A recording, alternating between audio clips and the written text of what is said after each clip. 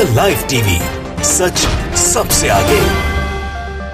दोस्तों, लोकतंत्र अपने आप में बड़ा ताकतवर है। लोकतंत्र की ताकत यह है, कितना ही नफरतबाज हो, कितना ही बांटने वाली सोच वाले राजनीतिक दल हो, उनको हर हाल में सबको साथ में लेके चलना पड़ता है अगर सत्ता हासिल करनी है। और खास तौर पर हमारे देश भारत में, जहां हर एक वर्ग जो है वो रिप्रेजेंट करता है अच्छे खासे साइजेबल नंबर्स को। अब यही हाल बीजेपी का होने लगा है कि बीजेपी को 2024 में पराजय दिख रही है। बीजेपी को बड़ा आसान रास्ता नहीं दिख रहा है, इसलिए मुसलमानों को, मुस्लिम समुदाय के लोगों को लुभाने के प्रयास अब सीधे नरेंद्र मोदी जी से कराए जा रहे हैं। और इसी श्रृंखला के अंदर आपको हैरानी होगी कि उर्दू में मन की बात आने वाला है। एक देश एक डीएनए, उर्दू में मन की बात। यूपी में मुस्लिमों का दिल जीतने के लिए बीजेपी का 5 पॉइंट फॉर्मूला। अब यहां पर सीधे तौर के ऊपर अगर आप देखें तो उत्तर प्रदेश की जो लोकसभा सीटें थी 80, उनमें से सर्वाधिक भारतीय जनता पार्टी को मिली, जिससे कि बीजेपी सत्ता में आई। लेकिन अब ये सारी की सारी चीजें हिलती हुई दिख रही हैं भाजपा के लिए। भाजपा ने लोगों को इतना बांट दिया कि लोग खुद समझ बैठे हैं कि वो किसी भी हाल में उनका भला नहीं चाहते, बल्कि भाजपा अपना सत्ता को चाहती है और कुछ नहीं है। इसलिए अब मुसलमानों को कैसे लुभाएं, इसके लिए बीजेपी अलग अलग कार्यक्रम शुरू कर रही है। उर्दू में मन की बात आपने कभी सुना होगा, ऐसा कॉन्सेप्ट भी आने वाला है। ऐसा कुछ भी हो जाएगा जिससे कि लोगों को लुभाने के लिए मोदी जी को प्रयास करना पड़ेगा। बीजेपी की कार्य समिति की बैठक में मोदी जी को यह कहना पड़ा कि ऐसे बयान मत दो, मुसलमानों के बीच में जाइए अपने अपने क्षेत्र के। तो ऐसी क्या वजह आ गई है? वजह यही है कि आगे आने वाली जो हार दिख रही है वो बहुत बड़ी है। आज तक ने आगे लिखा, उत्तर प्रदेश में करीब 20% मुस्लिम मतदाता है, जो 2 दर्जन ज्यादा जिलों की सियासत पर, तकरीबन 25-26 जिलों की सियासत पर प्रभाव डालते हैं। यहाँ 20 से 65% तक मुस्लिम आते हैं। सूबे, इन जिलों के अंदर सूबे की 90 से अधिक विधानसभा सीटों पर मुस्लिम मतदाता निर्णायक भूमिका में होते हैं, तो 29 लोकसभा सीटों पर प्रभाव रखते हैं।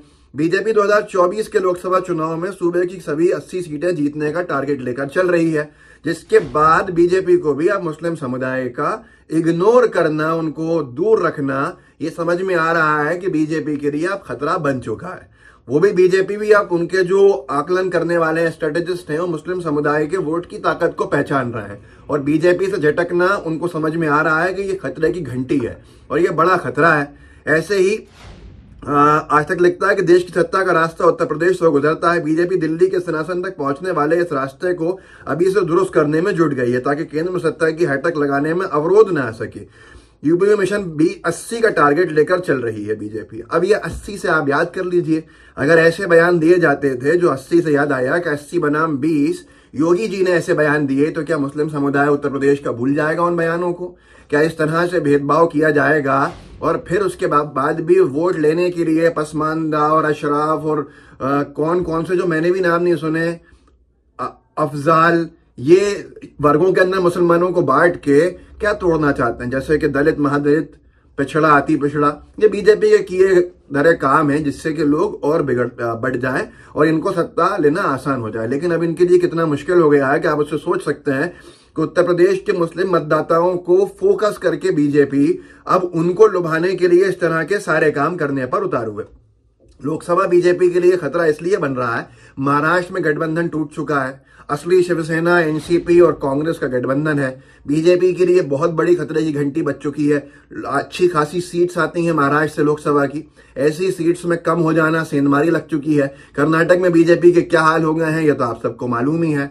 और ऐसी स्थिति में बिहार, जहां से गठबंधन से बाहर फेंक दिया गया है भाजपा को, वहां की सीटें भी अब आरजेडी, कांग्रेस और जेडीयू के बीच में सारी चले जाएंगी, ऐसा लोग अनुमान लगा रहे हैं। तो अब बीजेपी को याद आई है ऐसी परिस्थितियों के अंदर मुसलमानों की, और मुसलमानों के पास जाने का मोदी जी कह रहे हैं। उर्दू में मन की बात की जा रही है, इस तरह की सारी चीजें की जा रही हैं। लेकिन मुस्लिम वर्ग आज एक ही बात बीजेपी से कह रहा है कि उसके अधिकार कब मिलेंगे।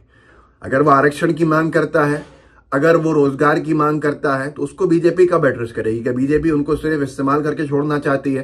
तो बीजेपी के लिए रास्ता इतना आसान नहीं है। अब आप सोचिए कि मुसलमानों के बीच में पेट जमाने के लिए बीजेपी मुस्लिम स्नेह सम्मेलन कार्यक्रम का आयोजन कर रही है।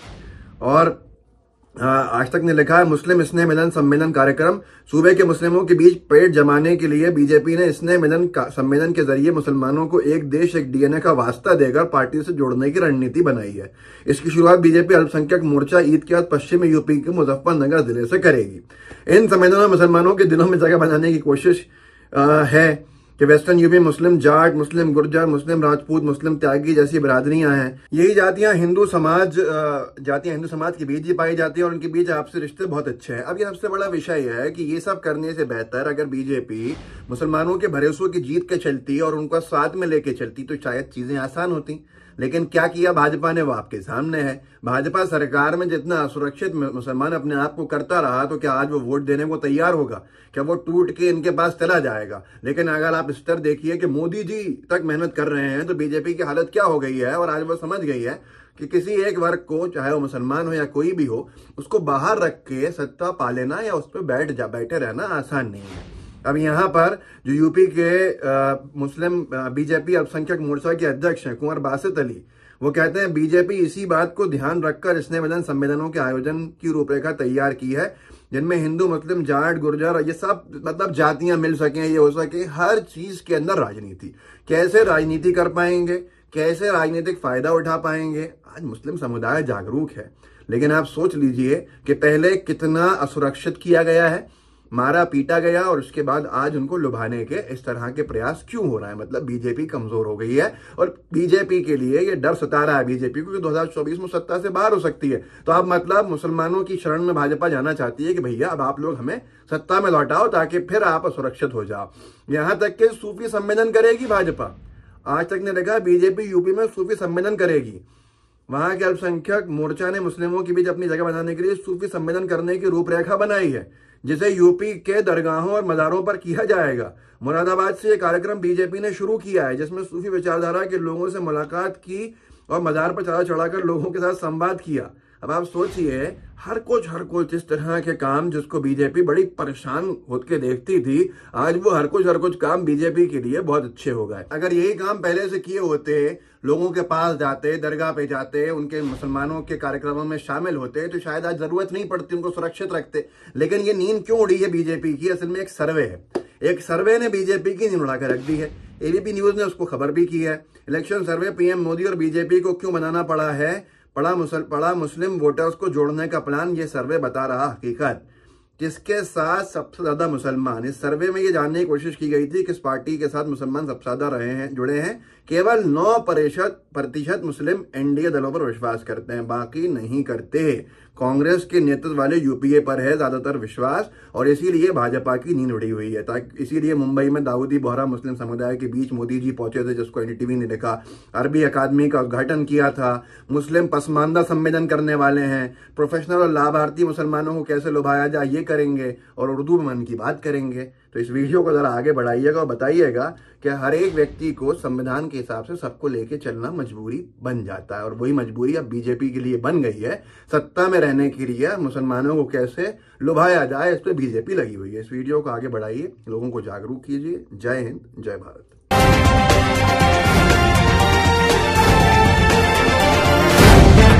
द लाइव टीवी, सच सबसे आगे।